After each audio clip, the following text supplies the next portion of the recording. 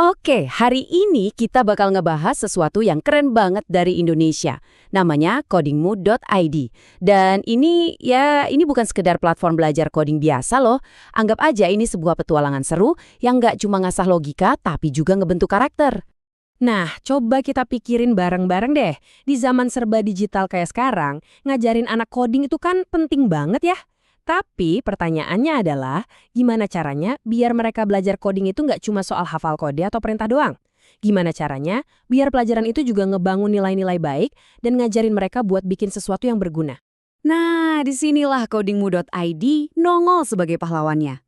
Platform ini ngasih jawaban yang oke banget.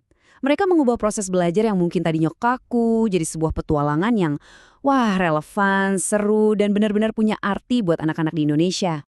Oke, sekarang yuk kita gali lebih dalam lagi. Sebenarnya, apa sih misi utama di balik codingmu ini? Misinya, wow, ini jelas dan kuat banget. Intinya adalah nyiapin generasi muda kita biar nggak cuma jadi penonton atau pengguna teknologi aja, tapi jadi penciptanya, jadi inovator yang bisa kasih dampak positif buat lingkungan sekitarnya. Terus, gimana caranya mereka ngejalanin misi sekeren itu? Jawabannya ada di alur belajar mereka yang didesain yaitu tadi, kayak sebuah petualangan.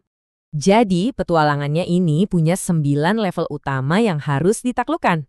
Dari 9 level itu, dipecah lagi jadi 31 sub-level. Jadi belajarnya itu benar-benar bertahap, nggak langsung loncat. Dan total semuanya, ada 255 misi yang siap diselesaikan. Gila kan? Ini nunjukin kalau kontennya itu kaya dan dalam banget.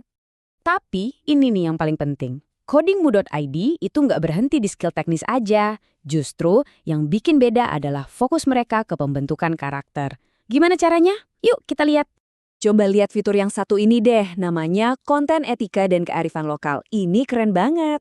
Jadi ini bukan cuma tempelan ya, di soal-soal codingnya itu beneran disisipin nilai-nilai kayak Pancasila atau soal hormat ke guru. Jadi kebayangkan, pas lagi pusing mikirin logika looping, soalnya malah nyambung ke sila pertama. Cerdas banget kan? Nah, tabel perbandingan ini ngejelasin semuanya. Kalau tempat lain fokusnya cuma di sintaksis, codingmu.id malah ngegabungin itu sama nilai karakter. Kalau yang lain cuma pakai contoh-contoh global, di sini kita diajak kenal sama konteks lokal kita sendiri. Dan yang paling juara, mereka pakai kurikulum spiral. Maksudnya gimana? Gini, konsep dasar yang sama itu bakal diulang terus, tapi makin lama makin dalam, dari level SD sampai SMA. Jadi pemahamannya itu nempel banget, gak gampang lupa. Belajar sendirian kan kadang bosenin ya. Nah, makanya codingmu juga ngebangun sebuah komunitas yang hidup dan interaktif. Ini nih 2 fitur andalannya. Ada kreasi siswa, tempat anak-anak bisa pamer karya, bikin proyek atau game mereka sendiri. Keren kan? Terus ada juga adu coding.